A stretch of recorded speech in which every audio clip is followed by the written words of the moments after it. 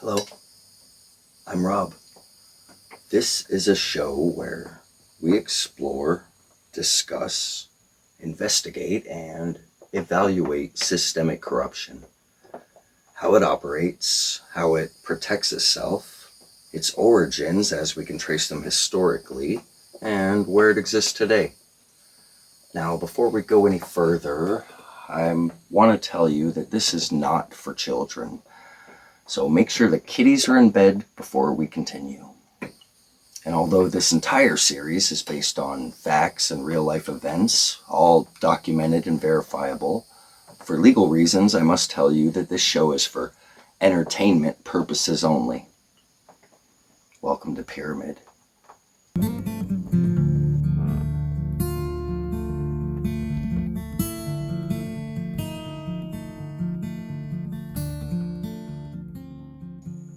Now you might be thinking, this fucking guy investigating murder, institutional corruption, networks of protection, clickbait, conspiracy theories, rabbit holes, propagating paranoia.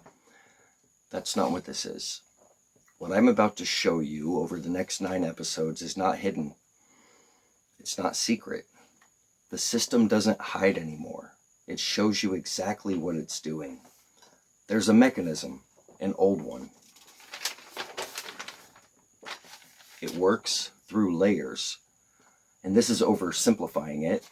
The reality is very complicated and nuanced, but someone at the top makes a decision.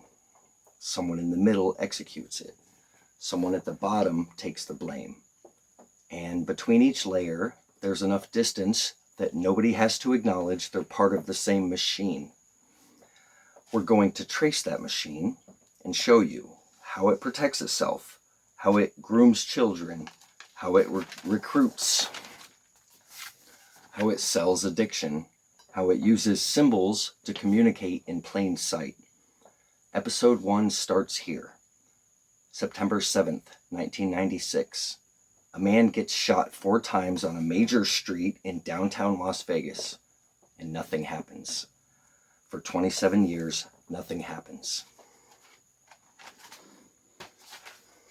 I was 11 years old living in Las Vegas when Tupac was killed. I was in 6th grade and attended William E. Orr Middle School. We lived less than 5 miles from East Flamingo and Koval. I liked his music, but I was too young to understand it, but I was a fan. My cousin, though, she's a little older than me. She was obsessed with him. She loved him. And when he died, it was like we lost a friend. It wasn't like that. It was that.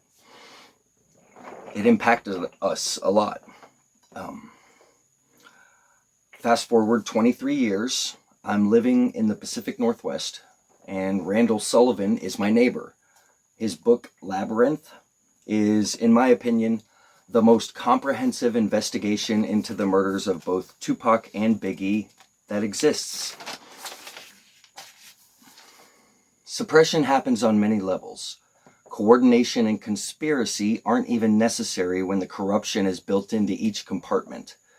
But there was coordination and conspiracy. The trial is happening right now.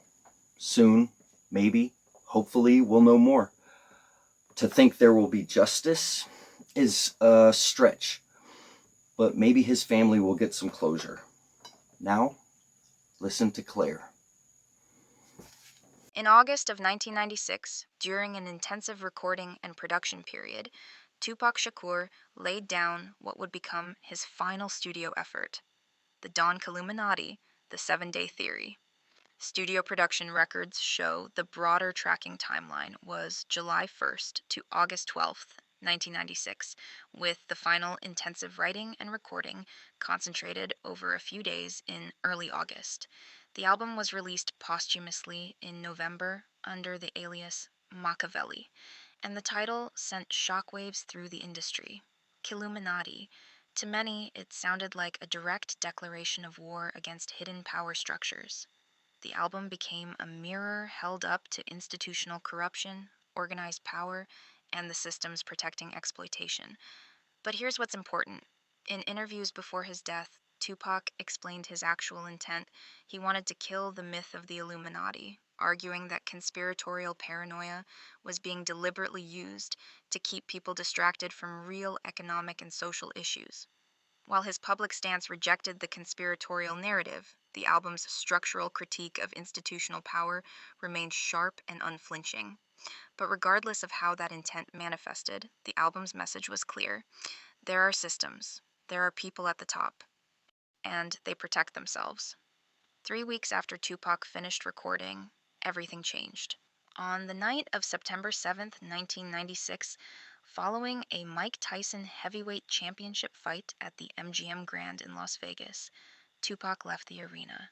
He was riding in a black BMW 750iL with Death Row Records CEO Marion Suge Knight at approximately 11:15 p.m., stopped at a red light at the intersection of East Flamingo Road and Koval Lane, directly adjacent to the busy Las Vegas Strip.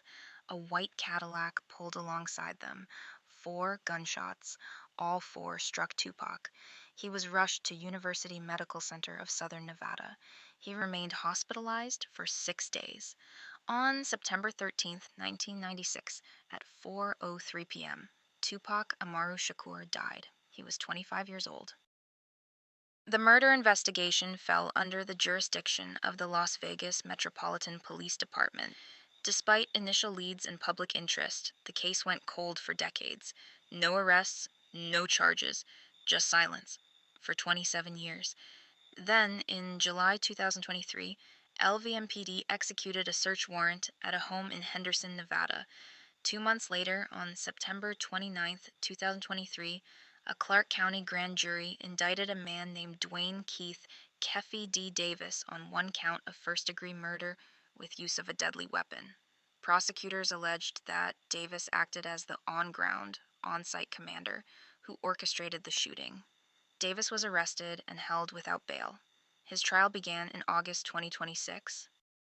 Now here's where the investigation gets deeper. In police interviews conducted in 2008 and 2009, Keffy D., an admitted former leader of the Southside Compton Crips, made explosive allegations. According to documented police transcripts and his 2019 memoir, Keffy D. alleged that Sean Diddy Combs placed a $1 million bounty on Tupac's life and on Suge Knight's life. Keffy D's specific claim: Diddy met with him and told him he would give anything for Tupac and Knight's heads. According to 2025 DEA documents obtained by USA Today, Keffy D stated that Diddy expressed extreme ill will towards Shakur and Knight, saying something to the effect of, he would give anything for those dudes' heads. Now, let's be clear about the legal facts. Sean Combs has never been charged with any involvement in Tupac's murder. He is not named as a suspect by LVMPD. He has repeatedly and vehemently denied any involvement, calling the allegations completely ridiculous and false. However, and this is critical, Keffy D's allegations appear 77 times in court filings related to his murder charge. So the question becomes, why would Keffy D, facing first-degree murder charges, repeatedly name Diddy as the one who gave the order? In criminal proceedings, when a suspect names names, those names carry weight, not as proof, but as investigative leads. And when those names keep appearing 77 times across court documents, it suggests a pattern, a narrative, a possible hierarchy of involvement.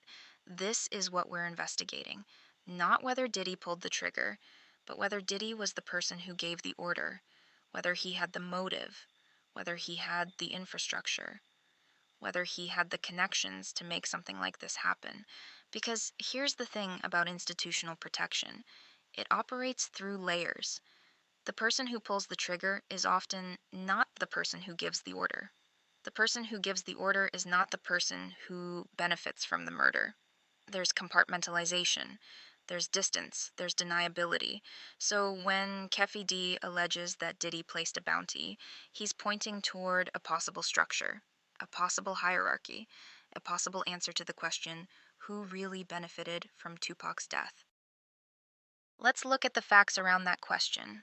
Tupac was signed to Death Row Records, owned by Suge Knight, Tupac's music was generating massive revenue. He was the biggest artist on the label. Diddy, meanwhile, ran Bad Boy Records on the East Coast. Bad Boy was competing directly with Death Row for market dominance in hip hop. The feud between East Coast and West Coast rap, often framed as organic cultural rivalry, was also a corporate battle. It was a fight for money, for market share, for control of the industry. According to documented reporting by Randall Sullivan, author of Labyrinth, the definitive investigation into Tupac's murder happened at a moment when he was becoming increasingly vocal about industry corruption. He was talking about the systems, about the people at the top. Sullivan spent years investigating Tupac's death. He traced the networks, he documented the protection. His book, Labyrinth, is the most comprehensive record of institutional suppression around this case. That's where the documentary evidence lives. Killuminati wasn't just an album, it was a warning. And warnings, when they come from people with platforms, are threats to systems.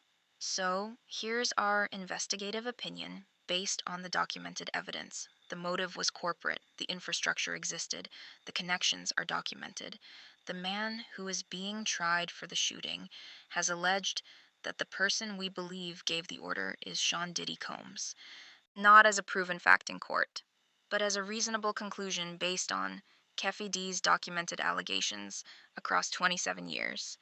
His specific naming of Diddy 77 times in court filings, the documented corporate rivalry between Death Row and Bad Boy, the timing of the murder in relation to Tupac's escalating critique of the industry, the pattern of protection that followed. Now, here's what happened after the murder. Tupac was dead. The case went cold. Death Row Records eventually collapsed under legal pressure and financial strain. Diddy's Bad Boy Records continued thriving.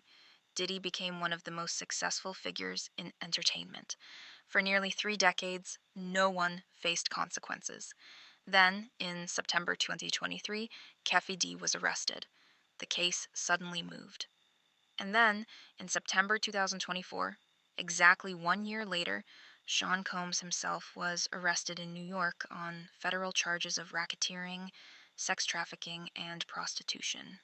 These are separate charges. They don't directly implicate him in Tupac's murder, but they reveal a pattern. A man operating a network, a man with power over others, a man running systems of exploitation. The pattern suggests infrastructure. The infrastructure suggests hierarchy. The hierarchy suggests someone at the top giving orders. We believe that's Diddy. The trial is happening now. Testimony is underway. And Keffi D's allegations, the evidence being presented, could finally be the moment the system cracks. Because once you name the person who gave the order, once you connect the corporate motive to the institutional power, once you show that the system protected that power for 27 years, the entire architecture becomes visible. That's what Tupac was trying to show us with Killuminati. That's what we're investigating next.